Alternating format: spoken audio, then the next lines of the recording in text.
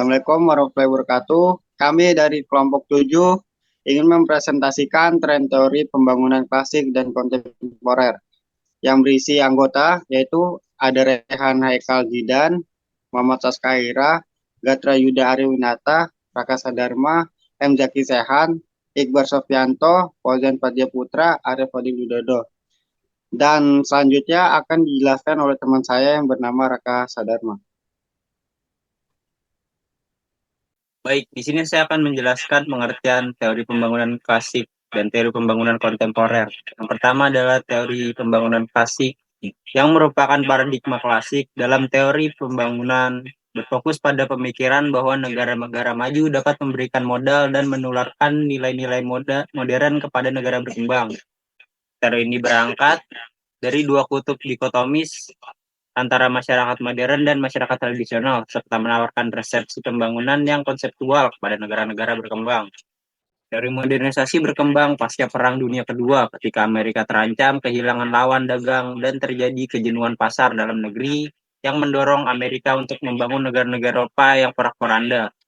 Keberhasilan pembangunan di Eropa memberikan inspirasi untuk ekspansi pasar ke negara-negara dunia ketiga dan memberikan bantuan untuk pembangunannya.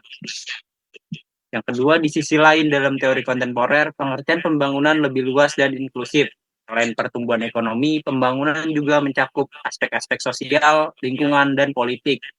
Tujuan utama pembangunan adalah menciptakan kemajuan yang berkelanjutan, yang tidak hanya menguntungkan generasi saat ini, tetapi juga generasi yang akan datang. Konsep pembangunan berkelanjutan menekankan perlunya mempertimbangkan keseimbangan antara kebutuhan ekonomi, sosial, dan lingkungan, serta memperhatikan partisipasi masyarakat dalam proses pengambilan keputusan. Hal ini melibatkan pemerataan pembangunan untuk memastikan bahwa manfaat dirasakan oleh semua lapisan masyarakat, serta pelestarian sumber daya alam untuk memastikan keberlangsungan hidup lingkungan untuk masa depan. Selain itu, pembangunan kontemporer juga menekankan pentingnya pengurangan kesenjangan sosial, peningkatan akses terhadap pelayanan dasar seperti pendidikan dan kesehatan, serta perlindungan hak asasi manusia. Dengan demikian, pengertian pembangunan menurut teori kontemporer mencakup dimensi-dimensi yang lebih luas dan holistik, tidak hanya terbatas pada pertumbuhan ekonomi semesta. Selanjutnya akan dijelaskan oleh teman saya bernama Gatra Yuda Aryawinata. Ya, baik. Selanjutnya ada tujuan dari pembangunan tren teori pembangunan klasik dan kontemporer. Bervariasi tergantung pada sudut pandang dan pendekatan teoritis yang diambil. Namun, secara umum, tujuan dari keduanya, tren ini adalah untuk memahami dan meningkatkan proses pembangunan ekonomi, sosial, dan politik suatu negara atau wilayah. Berikut adalah penjelasan lebih rinci tentang tujuan dari masing-masing tren. Yang pertama, teori pembangunan klasik. Yang pertama ada tujuan ekonomi. Fokus pada pertumbuhan ekonomi dan akuntansi modal sebagai kunci untuk mencapai kemakmuran dan perkembangan. Yang kedua, tujuan sosial. Memperbaiki standar hidup dan kualitas masyarakat melalui pertumbuhan ekonomi dengan harapan bahwa kemakmuran ekonomi akan menciptakan manfaat sosial yang merata. Ketiga, tujuan politik. Menekankan pentingnya stabilitas politik dan kekuatan pemerintah untuk menciptakan lingkungan yang kondusif bagi pertumbuhan ekonomi. Selanjutnya, teori pembangunan kontemporer. Yang pertama ada tujuan multidimensional, lebih memperluas fokus untuk memperhitungkan aspek-aspek sosial, lingkungan, dan politik dalam pembangunan. Tujuannya tidak hanya pada pertumbuhan ekonomi, tetapi juga pada pembangunan yang berkelanjutan dan inklusif. Yang kedua ada tujuan kesejahteraan, meningkatkan kesejahteraan dan keadilan sosial serta mengurangi disparitas ekonomi antara kelompok masyarakat. Yang ketiga ada tujuan lingkungan, memperhitungkan dampak pembangunan terhadap lingkungan dengan upaya untuk menjaga keberlanjutan alam dan meminimalkan kerusakan lingkungan. Yang keempat ada tujuan partisipatif, mendorong partisipatif masyarakat dalam proses pembangunan termasuk pengambilan keputusan yang demokratis dan pemberdayaan masyarakat lokal. Selanjutnya ada tren teori pembangunan klasik dan kontemporer dari aspek sosiologis. Yang pertama teori pembangunan klasik. Tujuan utama adalah untuk menciptakan masyarakat yang lebih maju secara ekonomi melalui pembangunan infrastruktur dan pembangunan ekonomi dari segi sosiologis. Yang pertama, ada mengurangi ketimpangan sosial. Dalam teori klasik, pembangunan diharapkan dapat mengurangi kesenjangan antara kelas sosial yang berbeda, seperti pengurangan kesenjangan antara kaya dan miskin. Yang kedua, meningkatkan kesejahteraan sosial dengan meningkatkan taraf hidup dan akses ke layanan dasar seperti pendidikan dan kesehatan. Selanjutnya, teori pembangunan kontemporer dari aspek sosiologis. Tujuan dari pendekatan ini cenderung lebih luas dan memperhitungkan berbagai aspek pembangunan termasuk aspek sosial. Yang pertama ada pemberdayaan masyarakat. Fokus pada memberdayakan masyarakat lokal untuk aktif dalam proses pembangunan melalui peran mereka sebagai agen perubahan. Yang kedua, pengentasan kemiskinan struktural. Lebih dari sekedar pengurangan kemiskinan, tujuan ini mencakup mengatasi akar penyebab kemiskinan struktural, seperti ketidaksetaraan sosial dan akses terhadap sumber daya. Untuk selanjutnya, bisa dilanjut oleh teman saya, Fauzan.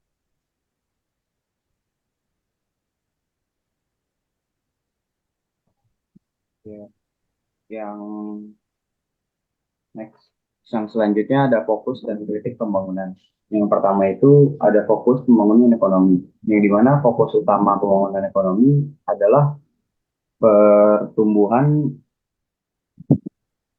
ekonomi, pemberdayaan masyarakat, pelestarian lingkungan, dan perubahan sosial yang berkelanjutan.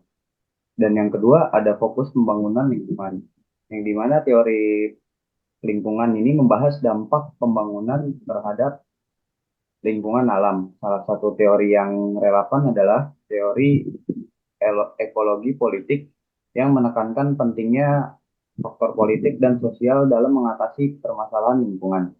Dan yang ketiga, fokus pembangunan sosial.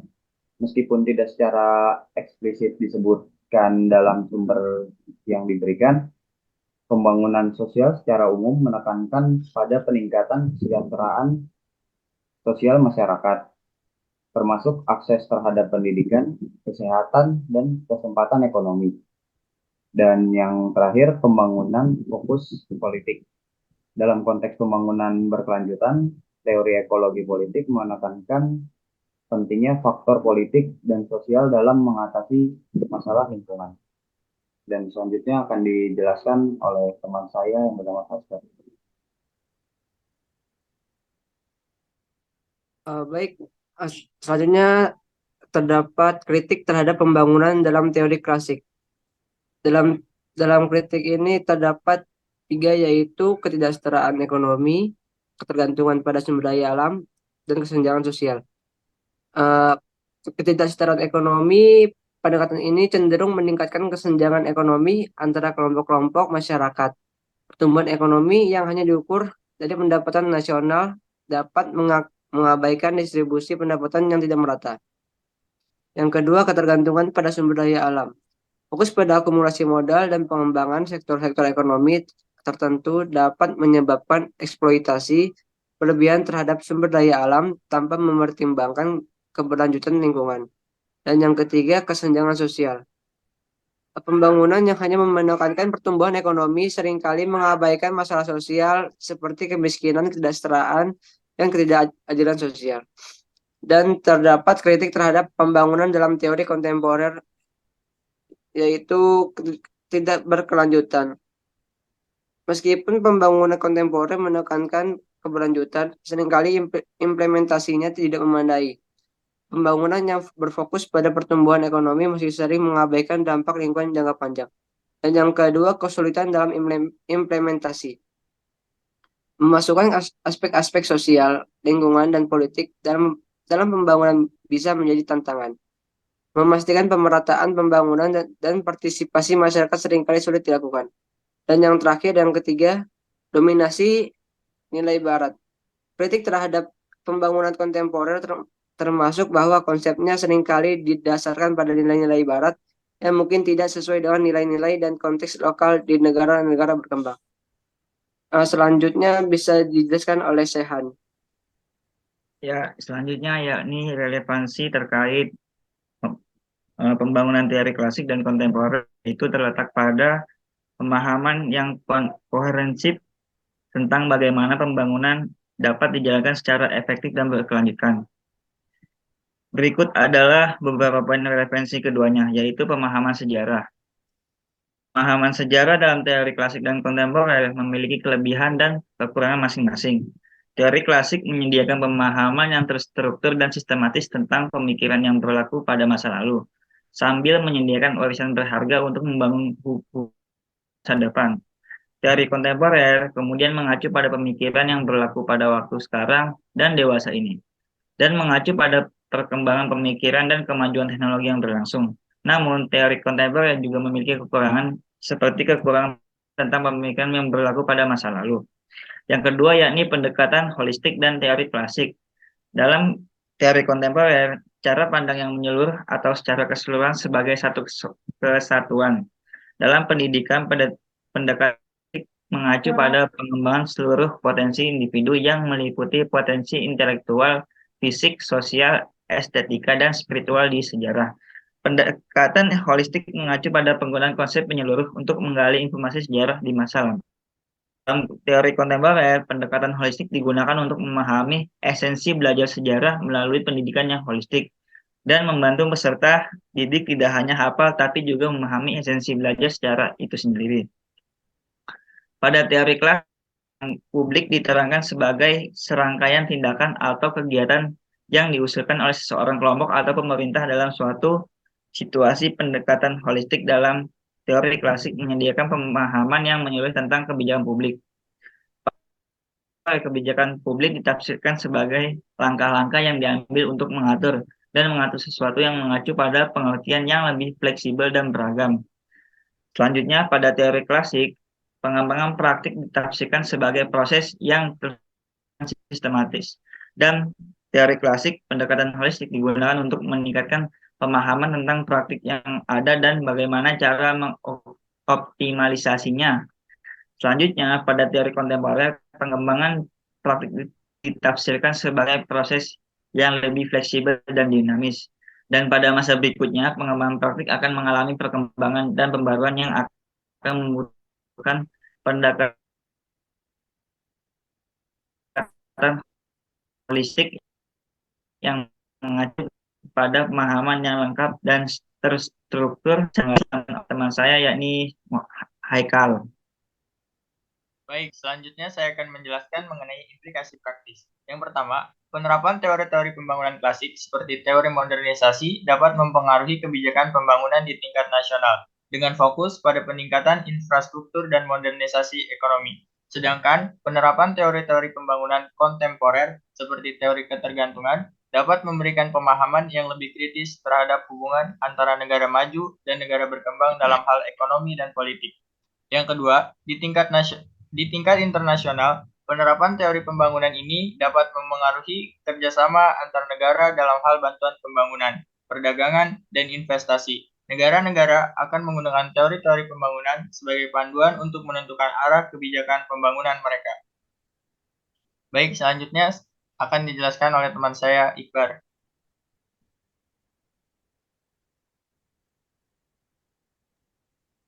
Selanjutnya kita akan membahas tentang studi kasus dan kesimpulan. Dalam studi kasus yang pertama itu studi kasus pembangunan teori klasik. Kita dapat melihat pertumbuhan ekonomi Cina pada tahun-tahun awal reformasi ekonomi pada akhir 1970-an. Pada saat itu, pemerintah Cina menerapkan kebijakan pembangunan yang terfokus pada pengembangan sektor industri dan infrastruktur dengan meningkatkan investasi dalam sektor manufaktur dan ekspor. Cina berhasil mencapai pertumbuhan ekonomi yang sangat tinggi yang diukur dengan peningkatan pendapatan nasional dan produksi barang. Yang kedua itu ada kasus pembangunan teori kontemporer. Kita dapat melihat negara-negara Skandinavia seperti Norwegia dan Swedia. Negara-negara ini telah mengadopsi pendekatan pembangunan yang lebih holistik yang menggabungkan pertumbuhan ekonomi dengan keberlanjutan sosial dan lingkungan.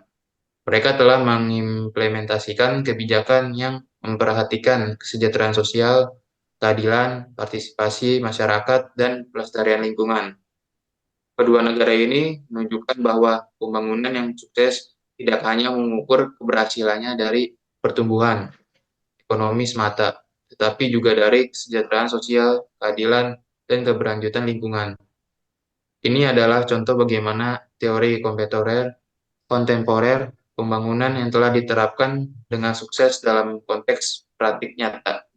Selanjutnya dijelaskan oleh teman saya, Arya. Kesimpulannya adalah teori pembangunan klasik dan kontemporer menyediakan sudut pandang yang berbeda dalam memahami proses pembangunan. Sementara teori klasik lebih fokus pada pertumbuhan ekonomi dan peran pasar.